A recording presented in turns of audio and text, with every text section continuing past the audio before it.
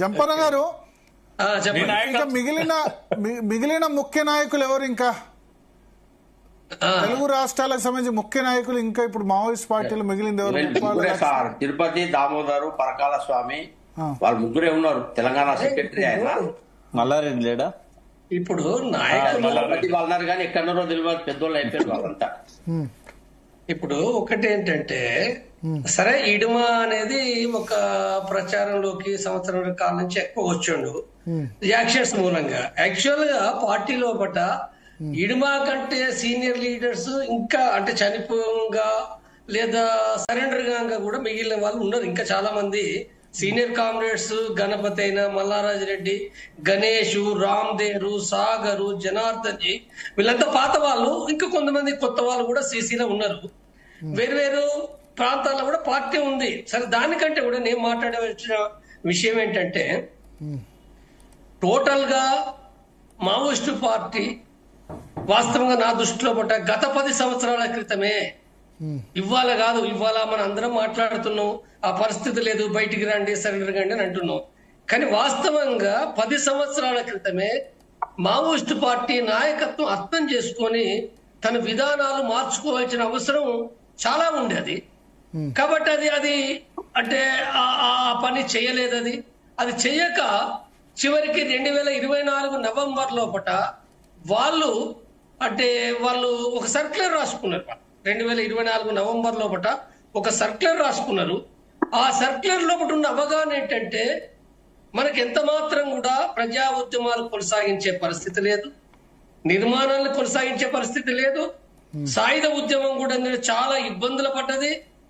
అంటే యాక్షన్ చేసే పరిస్థితి లేదు, లేదా రిక్రూట్ అయ్యే పరిస్థితి లేదు, మందుగుండు పరిస్థితి లేదు. అనేక విషయాలు వాళ్ళు చాలా లోతుగా పీబీ కమిటీ వాళ్ళు సీరియస్ గా చర్చించుకొని రాసుకున్నారు. రాసుకోవడే కాదు, వాళ్ళు ఏం చెప్పిండ్రు ఆ సర్క్యులర్ లోపట అంటే, ఇప్పుడు ఉన్న పరిస్థితి లోపట కేంద్ర ప్రభుత్వం బీజేపీ వచ్చింది, బీజేపీ చర్చలు చేయది, బీజేపీ చంపేస్తుంది. కాబట్టి ఇప్పుడు ఏం చేయాలంటే అంటే అనారోగ్యాలు పెరిగిపోయినాయి, వయసులు పెరిగిపోయినాయి. కాబట్టి అలాంటి వాళ్ళందరూ కూడా మీరు లొంగిపోండి, లేదనుకుంటే బయట పోయి ఎక్కడన్నా సెటిల్ కాండి. పార్టీ కొంత డబ్బు ఇస్తుంది, కానీ ఏదో రకంగా పోయి బతికి అక్కడ కూలిపోయి ఏదో పని చేసుకొని బతకమని సర్క్యులర్ రాసిన వాళ్ళు చాలా స్పష్టంగా ఆ సర్క్యులర్ రాసిన విషయము కింది వరకు పోయింది. వాళ్ళ యొక్క ఏరియా కమిటీ పార్టీ సభ్యుల వరకు కూడా చెప్పినది. దాని ఫలితమే ఏంటంటే, సత్యనారాయణ రెడ్డి, రామచంద్రారెడ్డి ఇద్దరు సీసీ మెంబర్లు వాళ్ళు పోయి బయట ఉన్న రాయపూర్ లో, బిలాస్పూర్ లో వాళ్ళు అక్కడున్నప్పుడు పోలీసులకు ఇంటెలిజెన్స్ వాళ్ళకి దొరికింది. మరి వాళ్ళు మొత్తం అంతా ఒక్క బీజేపీ కాదు, కాంగ్రెస్ అయినా బీజేపీ అయినా దొరికిన అందరినీ చంపింది, ఎక్కడే వదిలిపెట్టలే. వీళ్ళొక్క తప్పటడుగు అంటే సెటిల్ కమ్మనుడే తప్పటడుగు. సరెండర్ కమ్మన్నారు.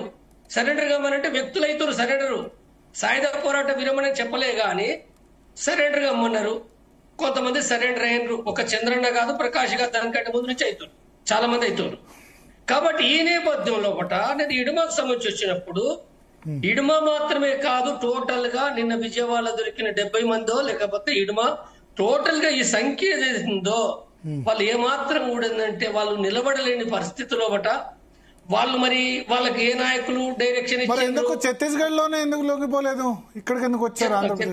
ఛత్తీస్గఢ్ లో లొంగిపోవడానికి సంబంధించి వచ్చినప్పుడు ఒకటి అంటే చాలా కాలం నుంచి అంటే ఇప్పుడు కులం సమస్య కాదు, అది ఏది కాదు, కుల సమస్య కాదు. అట్లా అనుకుంటే మరి 250 మంది లొంగిపోయిన వాళ్ళు ఎవరు?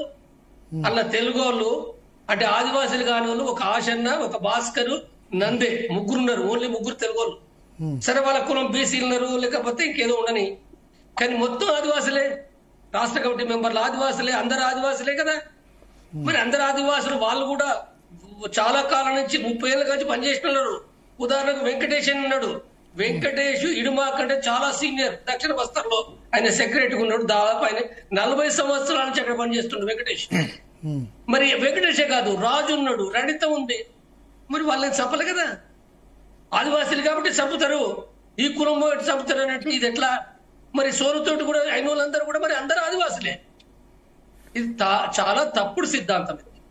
ఇది ఈ కులం ప్రకారంగా మాట్లాడి చాలా తప్పుడు సిద్ధాంతం. రెండో విషయం, ఎందుకు చంపినారంటే ఎందుకు చంపాల్సి వచ్చింది? ఫస్ట్ మనం ఇక్కడ అర్థం చేసుకోవాల్సింది, ఇక్కడ మొత్తంగా అందరినీ పట్టుకున్నారు. అందరినీ ఎట్లా పట్టుకున్నారు? 10 రోజుల క్రితం, ఇవాళ కాదు, గత 10 రోజుల క్రితమే వీళ్ళ రిపోర్ట్స్ అన్ని ఛత్తీస్గఢ్ ఇంటెలిజెన్సీ, కేంద్ర ఇంటెలిజెన్సీ, ఆంధ్ర ఇంటెలిజెన్సీ, తెలంగాణ వాళ్ళకు కూడా తెలుసు ఈ విషయం. ఎట్లా తెలుసు అంటే నేను చెప్తున్నానంటే, ఛత్తీస్గఢ్ నుంచి వీళ్ళు ఎట్లా పోవాలి? గొల్లపల్లి నుంచి పోవాలి, భద్రాచలం చెర్ల మధ్య నుంచి పోవాలి. పోయేటప్పుడు మరి ఇడుమా పోతున్నప్పుడు ఊరోళ్ళు కలుపుతారు కదా, అన్ని గూడాలే ఉన్నాయి, అడవిలో కలుస్తారు, ఊర్లో కలుపుతారు. వాళ్ళు ఏ రహస్యాలు చాలా కష్టం అది. వాళ్ళు పోయేటప్పుడు కూడా చాలా మందికి తెలుసు. మరి వీళ్ళు ఎవరితో పోయినరు? మనకి ఇప్పుడు ఆ విజయవాడలో షెల్టర్ గమనించినప్పుడు మనకి ఏమర్థం అవుతుందనంటే, అసలు ఆ బిల్డింగ్ లో పోయి వీళ్ళకి పట్టణం తెలియదు, బస్సు తెలియదు, రైలు తెలియదు, నున్నోళ్ళకు ఇలా ఎవరికేం తెలియదు. మరి ఏం తెలియకుండా పోయినరు? ముందే ఇది ఒక ట్రాప్. ఇది ఇంటెలిజెన్స్ యొక్క ట్రాప్ ఏందనంటే, మొదటి నుంచి నువ్వు ఏదన్నా కానీ ఇంటెలిజెన్స్ ట్రాప్ ఉంటది. వాళ్ళ చుట్టూ మావోయిస్ట్ పార్టీ చుట్టూతో ఇన్ఫార్మర్లు ఉన్నారు. వాళ్ళకి తిండి తీసుకుపోయే కాడ, మందులు తెచ్చే కాడ, ఇంకా ఈ పట్టణాలు తీసుకుపోయే కాడ ఇన్ఫార్మర్లే. కాబట్టి ఇది నేపథ్యము. ఈ నేపథ్యంలో వాళ్ళందరూ అరెస్ట్ అయినారు. వాళ్ళు మొత్తం అరెస్ట్ చేసారు. అరెస్ట్ చేసినప్పుడు ఇడుమాను అంటే ఇడుమా అనేది ఉందో ఆయన టార్గెట్ చాలా యాక్షన్లు చేసిండని ఉంది. పోలీస్ అధికారులకు కూడా చాలా కోపం, అందరికంటే ఎక్కువ ఇడుమా పైన చాలా కోపం ఉంది. వాళ్ళు బహిరంగంగా కూడా చెప్పారు, ఇడుమను సరెండర్ చేసుకోమని చెప్పి కూడా బహిరంగంగా కూడా చెప్పిండ్రు. కాబట్టి ఇక్కడ అంటే విధానం, ప్రభుత్వ విధానం అనేది ఉంటది. ప్రభుత్వ విధానం మరి సోను పొలిట్ బ్యూరో మెంబర్ కదా. అసలు యాక్చువల్ గా ఇడుమా కంటే ఎక్కువగా మరి సోను ప్రమాదం, లేదా ఆసన ప్రధానం, లేకపోతే జంపన ప్రధానం. అంటే విధానకర్తలు వదిలిపెట్టి ఇడుమా ఎప్పుడు వచ్చిండు? 20 సంవత్సరాల కింద వచ్చిండు. ఒక ఇడుమానే యాక్షన్ చేసిండా? పార్టీ లోపల దక్షిణ బస్తలు చేసిండు ఆయనే.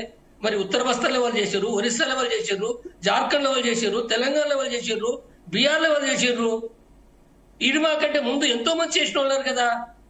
ఇడుమా వచ్చి 2000 ఆయన 8 లోపల బెటాలియన్ కమాండర్ అయ్యిండు. ఆయన బెటాలియన్ కమాండర్ ఉన్నప్పుడు ఏర్పాటు చేసినప్పుడు నేను అక్కడ ఉపన్యాసం ఇచ్చిన నేను. కాబట్టి ఇక్కడ ఏదైతే ఉందో ఇక్కడ సరే కొంతమంది కోపం ఉండదా పోలీసు అధికారుల కంటే కొంత ఉంటది. వాస్తవంగా విధాన ప్రకారం గమనిస్తే ప్రభుత్వం డిసైడ్ చేయాలి కదా. ఇక్కడ సరే పోలీస్ అధికారులు ఏ పోలీస్ అధికారులు అన్నారు మరి ఈ ప్రతీకారాలు ఎందుకు? నేను మొదటి నుంచి చెప్తున్నా, ప్రతీకారాలు కరెక్ట్ కావాలి. శాంతి చర్చల కమిటీ పెట్టినప్పుడు కూడా చెప్పినాం, మేము పదే చెప్పినాం, శాంతి, ఎవరు చనిపోవద్దు, మావోయిస్టులు చనిపోవద్దు, పోలీసులు చనిపోవద్దు, ప్రజలు చనిపోవద్దు. ఇవన్నీ పాత పగలు అనేటి ఏవైతున్నాయో, బీజేపీ రాజకీయాలు వేరే, మావోయిస్ట్ రాజకీయాలు వేరే, అవన్నీ పక్కకు పెడదాం. ఇప్పుడైతే వాళ్ళ సాయుధ పోరాటం విరమణ చేయడానికి శాంతి చర్చల కమిటీ పెట్టి మేము శాంతి అర్థం సాయుధ పోరాట విరమణ కోసమే బిగినింగ్ నుండి చెప్తున్నా నేను. ఈ మధ్యలో ఒకటి ఎవరేం మాట్లాడినా నాకు అనవసరం, కానీ బిగినింగ్ నుండి నేను కొనసాగించింది నేనే కాబట్టి, చెప్పింది నేనే కాబట్టి, దాన్ని రాత ప్రతి తర్వాత రాష్ట్రం అది కాబట్టి, ఏదేమైనప్పటికీ అది జరిగిపోయింది అది. కాబట్టి ఇక్కడ జరిగింది ఏదైతుందో చాలా మందిని సరే లొంగిపోతున్నారు, లొంగిపోయటం కూడా చంపడం లేదు, లేదా ఇప్పుడు వీళ్ళు ఏమైనరు, వీళ్ళు తప్పుడు ఎత్తుగడ అనే మావోయిస్టు పార్టీ ఇక్కడ నేను మాట్లాడుతున్నా. కేంద్రం ప్రభుత్వం చేస్తుంది, కానీ మావోయిస్టు పార్టీ తప్పుడు ఎత్తుగడ ఏంటంటే వాళ్ళు తీసుకున్న ఎత్తుగడ సెటిల్ కావాలనే ఎత్తుగడ చాలా తప్పు. నువ్వు ఎక్కడ నుండు, నువ్వు మణిపూర్ నుండు, మేఘాలయలో ఉండు, నువ్వు ఇంకే గడ్డం పెంచుకో, లేకపోతే ఏ వేషాలు ఉన్నాయి, నువ్వు ఏదైనా ఉండు, ఇంటెలిజెన్సీ భారతదేశ వ్యాప్తంగా చాలా బలంగా నీకు ఏమీ తెలియదు. నువ్వు పోయి అక్కడ దుకాణంలో సరుకులు కొనాలంటే ఏమి తెలియనోడు ఏం మాట్లాడతాడు? అసలు నేను వచ్చిన 35 ఏళ్ళ నుండి వచ్చి నాకే అర్థం కాలే కదా. నేను హైదరాబాద్ ఉన్నోని గతంలో, నాకే అర్థం కాదు. వీళ్ళకి ఏం తెలుసు? వీళ్ళకి బస్సు తెలియదు, ట్రైన్ తెలియదు, తీసుకుపోయి పెట్టిండ్రు.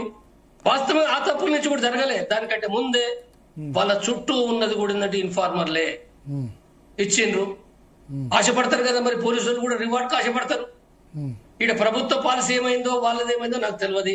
మొత్తం జరిగిపోయింది. వీళ్ళందరినీ అంటే ఇప్పుడు ఇందులో కూడా ఇడుమాని కొంతమంది చంపేసారు.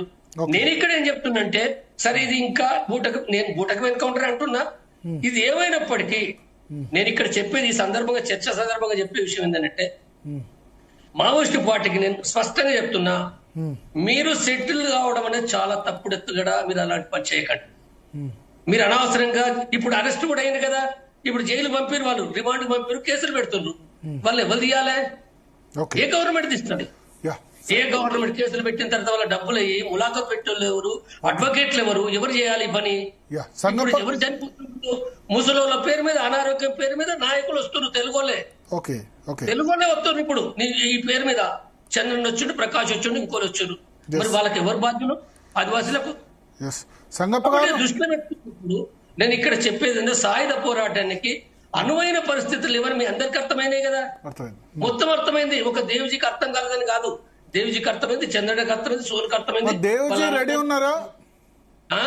దేవ్జీ లొంగిపోవడానికి రెడీ ఉన్నారా? చెప్తా, నేను అది కూడా చెప్తా. నేను కాబట్టి ఏంటంటే మొత్తం పార్టీ, నేను 100% చెప్తున్నా, వాళ్ళ పార్టీ సాయుధ పోరాటం చేసే పరిస్థితులు లేవని చాలా విషయాలు వాళ్ళకి అర్థమైనాయి. మనం చెప్పుడు కాదు, ఈ బయట వాళ్ళు మాట్లాడి పక్క పెడతాం, వీళ్ళకి తెలియదు, వీళ్ళకి ఏమీ తెలియదు. నేను చెప్తారా, ఉత్తగా సుందరయ్య భవన్లో బట్ట ఉపన్యాసాలు దంచుడు మాత్రమే తెలుసు, వీళ్ళకి తప్ప ఏం లేదు. కాబట్టి వాళ్ళకి తెలుసు కానీ వాళ్ళు ఎట్లా రావాలి అంటే శాంతి చర్చలు జరిగితే వాళ్ళు వచ్చేటోళ్ళు. నేను 100% వచ్చేది, 90% వాళ్ళు వచ్చేటోళ్ళే. వాళ్ళ గౌరవాన్ని కోరుకుంటారు. అంటే ఇప్పుడు ఎట్లుంటది అంటే వాళ్ళ మనస్తత్వం నాకు తెలుసు.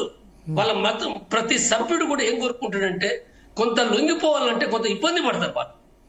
కాబట్టి జరిగింది ఇప్పుడు సోను, ఆశన్న 300 మంది వాళ్ళు చివరికి అన్ని ఆలోచించుకొని, ఇది ఇప్పటి ఆలోచన కాదు, వాళ్ళ 6 నెలల కాంచి ముందు నుంచి ఉన్నాయి వాళ్ళకి ఆలోచనలు, ఏం చేయాలని ఉన్నది. కాబట్టి వాళ్ళు నిర్ణయం తీసుకున్నారు. తప్పో ఒప్పో ఏమన్నా కానీ ఎవడన్నా ఏమన్నా తిట్టని అని చెప్పి వాళ్ళు వచ్చిండ్రు. నా దృష్టిలో అది మంచిదే, మొదటి నుంచి నేను వెల్కమ్ చేస్తున్నా నేను. కాబట్టి ఇప్పుడు వాళ్ళకు కూడా మావోయిస్టు పార్టీ ఏదైతే ఉందో అంటే ఇప్పుడు సమాజంలో కూడా ఇప్పుడు తెలంగాణలో కూడా కొంత మారుతూ ఉన్నది. ఇప్పుడు ఒక నెల రోజుల కాంచి, నెల కాదు 15 రోజుల కాంచి చాలా మంది రాస్తున్నారు, చాలా మంది కూడా మళ్ళీ మాట్లాడుతుంది. ఇది మంచి పరిణామం. అది ఇప్పుడు ఆ సాయుధ పోరాటం వల్ల నోర్లు మూతపడ్డాయి, పడతాయి, ఇంకా పడతాయి, తప్పకుండా పడతాయి. కాబట్టి దేశమంతా కూడా అభినందిస్తున్నారు. కాబట్టి ఇప్పుడు ఏదైతుందో ఇప్పుడు వీళ్ళు అంటే సరెండర్ అంటేనే ద్రోహం అంటారు, వచ్చుడు ద్రోహం అంటారు. ఆ వచ్చుడోళ్ళకి ఏముంటది? ఇప్పుడు ఇడుమ ఎందుకు చచ్చిపోయాడు? ఇడుమ చచ్చిపోయడానికి నిన్నటి దాకా సాయుధ పోరాటం అన్నాడు. ఆయన ఒక ఇజ్జత్ గా ఫీల్ అయ్యి ఎక్కడో సెటిల్ అయిదాం అనుకున్నాడు.